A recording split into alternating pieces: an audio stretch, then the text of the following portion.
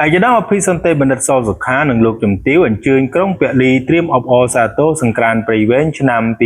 2026នៅព្រឹកថ្ងៃទី20ខែមីនាឆ្នាំ2026រដ្ឋបាលខេត្តព្រៃវែងបានរៀបចំពិធីក្រុងពលីសូមម្ចាស់ទឹកម្ចាស់ដីដើម្បីបួងសួងសូមសេចក្តីសុខសេចក្តីចម្រើនក្នុងឱកាសត្រៀមរៀបចំព្រឹត្តិការណ៍សង្ក្រាន្តព្រៃវែងឆ្នាំ2026និងអបអរសាទរបុណ្យចូលឆ្នាំថ្មីប្រពៃណីជាតិខ្មែរដែលប្រព្រឹត្តទៅក្រោមអធិបតីភាពដ៏ពងពោះលោកជំទាវញ៉ែមសខនសខេងនិងវត្តមានដ៏ពងខ្ពស់ឯកឧត្តមអភិសន្តិបណ្ឌិតសសុខាឧបនាយករដ្ឋមន្ត្រីក្រសួងមហាផ្ទៃនិងជាប្រធានក្រុមការងាររាជរដ្ឋាភិបាលចុះមូលដ្ឋានខេត្តព្រៃវែងនិងលោកជំទាវកែសួនសុភីសសុខារួមជាមួយវត្តមាន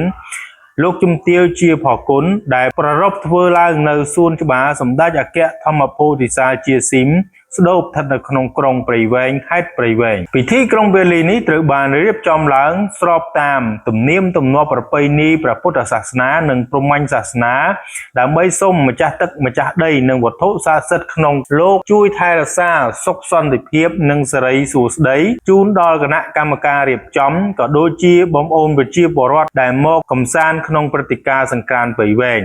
ព្រឹត្តិការណ៍នេះមិនត្រឹមតែជាការអបអរសាទរបុណ្យចូលឆ្នាំថ្មីប្រពៃណីជាតិខ្មែរប៉ុណ្ណោះទេប៉ុន្តែថែមទាំងជាការបង្ហាញពីសាមគ្គីភាពការអភិរក្សវប្បធម៌និងការជំរុញសក្តានុពលទេសចរក្នុងខេត្តព្រៃវែងផងដែរសូមបញ្ជាក់ថាពិធីនោះដែលក៏មានការអញ្ជើញចូលរួមពីសំណាក់ឯកឧត្តមលោកជំទាវសមាជិកព្រឹទ្ធសភាសមាជិករដ្ឋសភាឯកឧត្តមប្រធានក្រុមការងាររាជរដ្ឋាភិបាលចុះមូលដ្ឋានក្រុងស្រុកទាំង13ឯកឧត្តមអនុរដ្ឋលេខាធិការឯកឧត្តមអនុសេនីយ៍អគ្គនាយកដ្ឋានបច្ចេកវិទ្យា Digital ឯកឧត្តមអភិបាលខេត្តនិងលោកជំទាវឯកឧត្តមប្រធានសាលាដំបងនិងព្រះរាជអាជ្ញាអមសាលាដំបងខេត្តអគ្គនាយកក្រុមហ៊ុនវឌ្ឍនៈ Blueberry ឯកឧត្តមលោកជំទាវសមាជិកក្រុមប្រឹក្សាខេត្តលោកស្រីអភិបាលរងខេត្តលោកស្រីនាយករងរដ្ឋបាលសាលាខេត្ត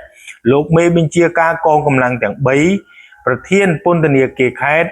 លោកស្រីប្រធានមន្ទីរអង្គភាពជុំវិញខេត្ត